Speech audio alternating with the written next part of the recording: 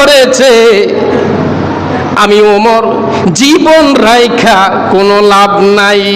তরবারিটা পেছন থেকে বাহির করলেন। বাহির কইরা কয়, নবী রে, ও নবী, আপনি সইরা যান। কার কলার ধরছে সে এখনো বোঝে নাই আমি ওমর এখনো দুনিয়ায় জীবিত আছি।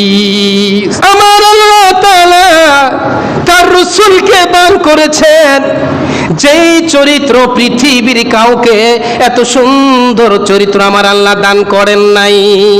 প্র্যাকটিক্যালে গিয়ে আমি রাসূলের কলার ধরলাম রে, আমি দেখলাম মুহাম্মদুর রাসূলুল্লাহর চাইতে ধৈর্যবান ব্যক্তি আমার আল্লাহ এই পৃথিবীতে কাউকে বানান নাই। আমার নবীজির জীবনে একটা কদম পর্যন্ত সিলেবাসের বাহিরে তিনি দেন নাই। ওরে আমার ভাইয়েরা, আপনি দেখেন রাসূলের চরিত্র খুব ভালো করে খেয়াল করেন। ইহুদি থেকে একজন শিক্ষিত ইহুদি যার নাম হলো যায়েদ ইবনে সায়না, সেই ব্যক্তি হঠাৎ করে আইসা নবীজির কলারে ধরছে। খেয়াল করেন, কই ধরছে? কথা কয় না, কই ধরছে? কলারে ধরছে। কার? নবীজির। খেয়াল করেন কার কলারে ধরছে। ওরে আমার ভাইয়েরা, বুঝাবার জন্য বলি, যত বড় বাহাদুর হন এই জায়গার মধ্যে, কমপক্ষে যদি আমার কলারে ধরেন, কিতা কোন আপনি অবস্থাটা কি হইব? আরে চাকরি, আপনার অবস্থা কি হইব মিয়া? দুই জায়গার এক জায়গা হয়তো কবরস্থান, না তো হাসপাতাল। আপনি বুঝতেই পারছেন, তার মানে আপনি আমারে দৈর্য আপনি দাঁড়াতে থাকতে পারবেন না।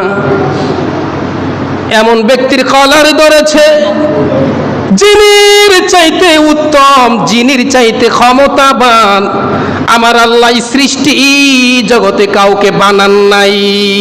সুবহানাল্লাহ। হযরত ওমর, হযরত আবু বকর আর অন্যান্য বিশিষ্ট বিশিষ্ট বড় বড় সাহাবীরা তাকায়া রইছে। কি রে, একজন ইহুদি যায়েদ ইবনে সায়না নবীজির কলারে ধরছে রে, আমি উমরে সইতে পারি না। সুবহানাল্লাহ। হযরত ওমর অনেক একটা ঠান্ডা মানুষ, কি কন, খুব নরম মেজাজের আছিল, একবারে পানির মতন। আরে ভাই, গরম কইলে কম হইব, কেমন গরম ছিল রে। হযরত ওমর বরদাস্ত করতে পারেন নাই। হায়রে, নবীর কলারে ধরেছে, আমি ওমর জীবন রাইখা কোনো লাভ নাই। তার এত বড় ক্ষমতা। আমি একটু দেখি। হযরত ওমর কয়, ব্যাপারটা কি? ন্যায় অন্যায় বুঝি না, ন্যায় বুঝি না, অন্যায় বুঝি না, আমি কিছুই জানতে চাই না রে। শুধু একটা জানতে চাই, রাসূলের কলার ধরার ক্ষমতা পৃথিবীর কারোর নাই। সুবহানাল্লাহ। কি ন্যায় অন্যায়? কিছু কিছু ক্ষেত্রে তো ন্যায় অন্যায় চলে না, মনরে বুঝাইতে পারে না। হযরত ওমর কাছে গেলেন দৌড়াইয়া গিয়া, কই নবী আপনি সরেন, চাই একটু সরেন। ওমরের অবস্থা খুব খারাপ দেখা যায়। তরবারিটা পেছন থেকে বাহির করলেন। বাহির কইরা কই, নবী রে, ও নবী, আপনি সইরা যান। কার কলার ধরছে সে এখনো বোঝে নাই আমি ওমর এখনো দুনিয়ায় জীবিত আছি। সুবহানাল্লাহ। তরবারিটা বাহির কইরা কয়, নবী গো, আপনি আমার একটু সাইড দেন, তার গর্দানটা আমি শরীর থেকে আমি আলাদা কইরা দেই। নবীজি দেখলেন যে ওমরের অবস্থা বেশি একটা ভালো না। কয় ওমর রে, ও ওমর, এত পাগলামি করলে হবে না রে ওমর, শুনো কেন ধরছে। জিজ্ঞেস করা হলো, হযরত ওমর জিগায়, এর ইহুদি কি জন্য নবীর কলারে ধরলি? নবীজি খেজুর ঋণ আনছিল। কি আনছিল? খেজুর। খেজুর খেজুর আনছিল, একটা টাইম দেওয়া হয়েছিল, এই টাইমের মধ্যে টাকা পরিশোধ করবে।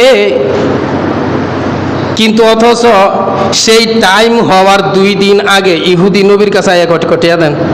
কয়দিন আগে? টাইমের 2 দিন আগে আয়া কয় টাকা দেন। নবীজি কয় একটু সময় দাও, সময় তো এখনো আছে। কিন্তু কোনো কথাই শুনলো না, কলারের মধ্যে ধরে বসলো। হযরত ওমর কয়, যদি ঋণের কথা হয় আর যেইটে হোক, যেই কোনো বিষয় হোক না কেন, আমি ওমরের কাছে কইতি, আমি দিয়া দিতাম। নবীজির জন্য কিসের খেজুরের ঋণ? আমি ওমরের জীবনটা যদি দিয়ে দিতে হয় রে, তারপরেও আমি ওমরের জীবনটা রসুলের জন্য আমি বরাদ্দ করে দিলাম। নবীজি কয়, ওমর রে, এত রাগারাগি করছো কেন? তোমার উপরে একটা জরিমানা হয়েছে। সুবহানাল্লাহ। কোন কার উপরে জরিমানা করছে? কালারে ধরছে কেডা? ইহুদি। জরিমানা কার উপরে করছে? ওমরের উপরে। নবী কয়, হযরত ওমরে কয়, বিষয়টা বুঝলাম না, কালারে ধরলো কেডা? জরিমানা করে কারে? দেহ বিচার নমুনা দেহ। হযরত ওমরে কয়, বিচারটা বুঝি দে, এরুম্মা বিচার হইল, কালারে ধরছে হেতে জরিমানা করে আমার, কি একটা বিচার দেহ। নবী গো, ইয়া রাসূলুল্লাহ, ও গো প্রাণের নবী, কেন গো আমার জরিমানা? আমি একটু জানতে চাই। জরিমানা দেব, আমার কোনো সমস্যা নাই, কিন্তু কেন? কারণটা হইল, এই লোকে যে আমার কলারের মধ্যে ধরছে, ধরছে আর কি, ধরছে কি হইছে? সে টাকা পাও না, এই জন্য ধরছে আমার কলারে। তুমি ওমর তার কাছে, তার সাথে এত কঠিন ব্যবহার কেন করলা? তুমি কঠিন ব্যবহার করছো, তার মনে কষ্ট হইছে, যার কারণে তোমার জরিমানা হইছে 50 কেজি থেকে 60 কেজি খেজুর তুমি তারে বেশি দিবা। সুবহানাল্লাহ। কোন হযরত ওমর কয়, বিচার কি অন্যরকম হয়ে গেল? বুঝলাম না। আমি দমক দিলাম নবীর লেগে, নবী জরিমানা করছে আমার রূপে, আর এতে কলারে ধরছে, এত হয়েছে বাবা। হয়েছে কাণ্ড। আমার ভাইয়েরা রে, খেয়াল করেন একটু, ইবনে হিব্বানের হাদিস এইটা, ইবনে হিব্বান শরীফের মধ্যে আসছে। ঠিক হাদিসের শেষ অংশের দিকে আসে, হযরত ওমর যখন পরিশোধ করতে গেলেন ওই ব্যক্তির কাছে, গিয়া কয়, ওরে যায়েদ, তোমার যে ঋণ ছিল রাসূলের ঋণ, সেটা আমি পরিশোধ করে দেব। আর এই 50 কেজি 60 কেজি এটা হচ্ছে আমার জরিমানাটা, তোমার রুফে আমি খারাপ ব্যবহার করছি, আমার অন্যায় হয়ে গেছে। নবীজি কইছে, এটা ধরো, এটা হচ্ছে বেশিটা। যায়েদ বলেন, আরে উমর, উমর রে, তুমি জানো না আমি হলাম ইহুদিদের মধ্যে বড় একজন আলেম, বড় একজন পণ্ডিত।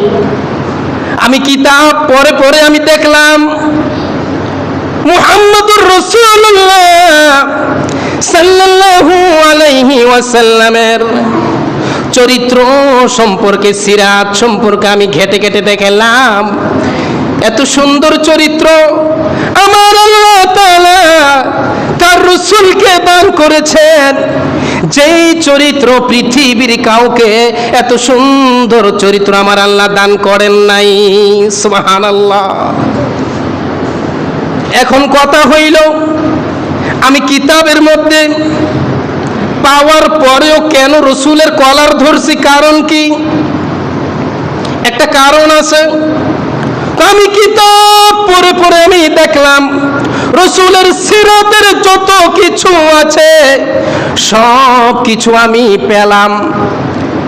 আমি পাগল হয়ে গেছি তোমার রসুলের জন্য, কিন্তু রে একটা জিনিস আমি খুঁজে পাই নাই। কই সেইটা কি? কই সেইটা হলো রে রসুলের কলার ধরছি, এই জন্য রসুলের ধৈর্য সম্পর্কে আমি কিতাব পড়ে পাই নাই। সুবহানাল্লাহ, ওয়াজটা কি ভিতরে ঢুকছে? সব কিছু পাইছি কিতাবে, পাই নাই কি জানে? ধৈর্য।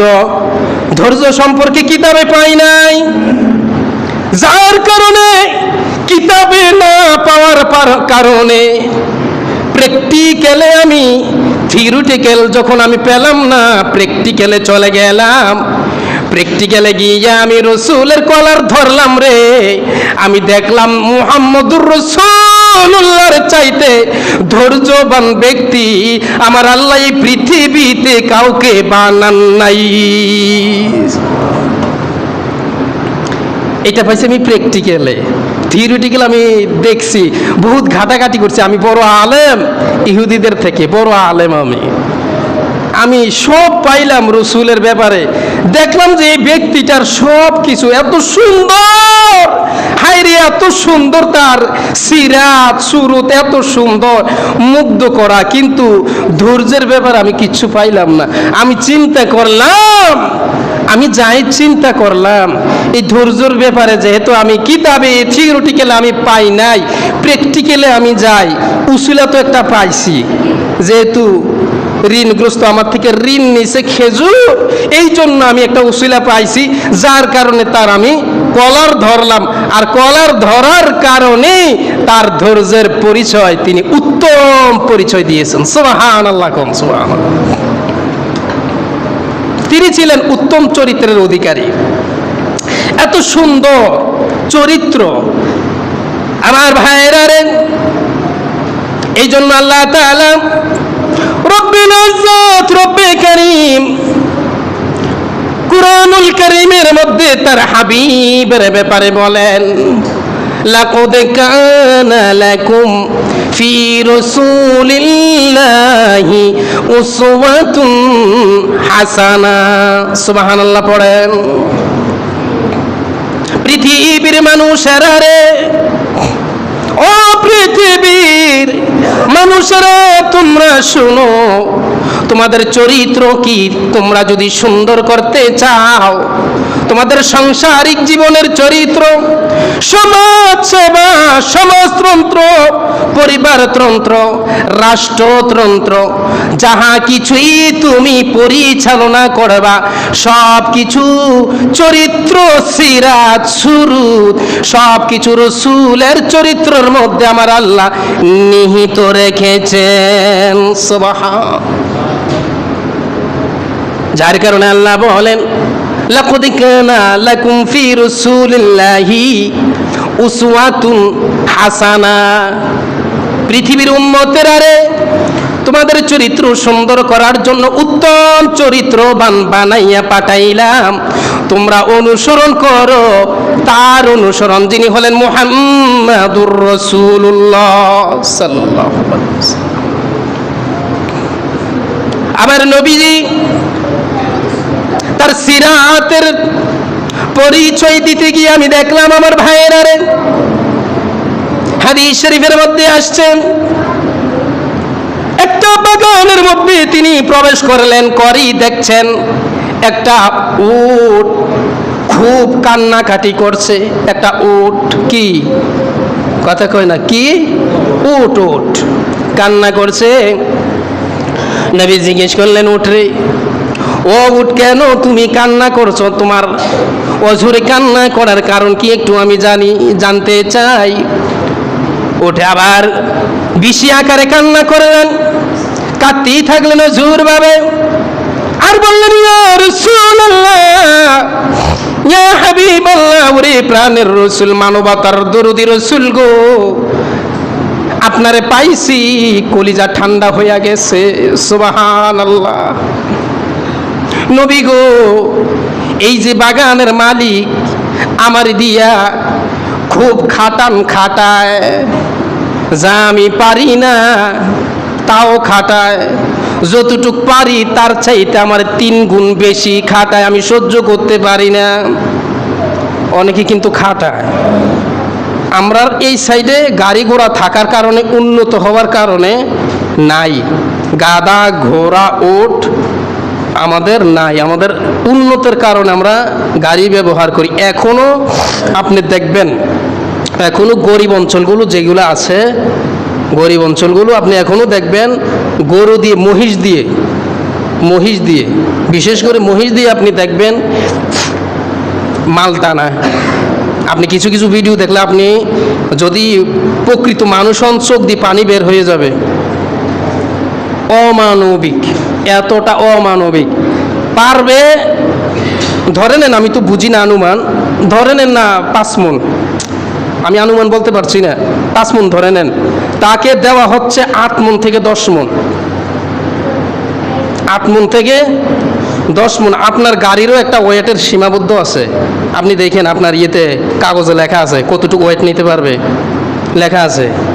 একটা শরীর কতটুকু পর্যন্ত আপনারা চেক আপ দিলে বোঝা যাবে যে আপনি কয় কেজি নিতে পারবেন। প্রত্যেক ব্যক্তিকে চেক আপ দিলে বুঝতে পারবো, ডাক্তাররা বলে দিব যে আপনি কয় কেজি নিতে পারবেন। আমার ভাইয়েরা রে, এই জন্য ওই যে ওটের অভিযোগ, ইয়া রাসূলুল্লাহ আমি যা পারবো তার চাইতে বেশি করায়, এত কষ্ট করায় আমি সইতে পারি না ইয়া রাসূলুল্লাহ, আপনার যদি একটু মায়া হয়। ইয়া রাসূলুল্লাহ 2 নাম্বার অভিযোগ, সেইটা হলো আমি যা খাইতে পারি আমাকে তা খাবার দেয় না, আমার খাবার দেয় না, আমার শুধু খাটায়, আমি শুধু খাটি, অতিরিক্ত খাটি, আমার খাটায়, আমার খাবার দেয় না। আমার প্রচুর ক্ষুধা, এখনো আমার মালিক আমার খাবার দেয় না, ক্ষুধার্ত রাখে, আমি খাইতে পারবো অনেকটা, মনে করেন না 3 কেজি, আমাকে সে আমার দেয় কয় কেজি? 1 কেজি, বোঝাবার জন্য বলছি, এত কম খাবার দেয় ইয়া রাসূলুল্লাহ। আমার নবী ডাকলেন, মালিককে ডেকে এনে বললেন, মালিক রে, তুমি শোনো, তোমার ভেতরে কি আল্লাহর ভয় নাই? তোমার ভেতরে কি আল্লাহর ভয় নাই? তুমি তাকে যতটুকু পর্যন্ত কাজ করানোর কথা তার চাইতে তুমি ওভার করাও, বেশি করাও, যা সহ্য করতে পারছে না। যতটুক খাবার দেওয়ার কথা ততটুক দাও না, তার চাইতে তুমি অনেকটাই কম দাও। এই কথা তুমি জেনে রাখো রে মালিক, রোজ কিয়ামতের ময়দানে তুমি মালিককে যদি আমার আল্লাহ তাআলা হাজির করে, উটের যদি অভিযোগ থাকে তোমার ব্যাপারে, তাহলে এই কথা জেনে রাখো, এই প্রশ্নের জবাবটুকু না দিয়া তুমি আল্লাহর জান্নাতে যাওয়া সম্ভব হবে না।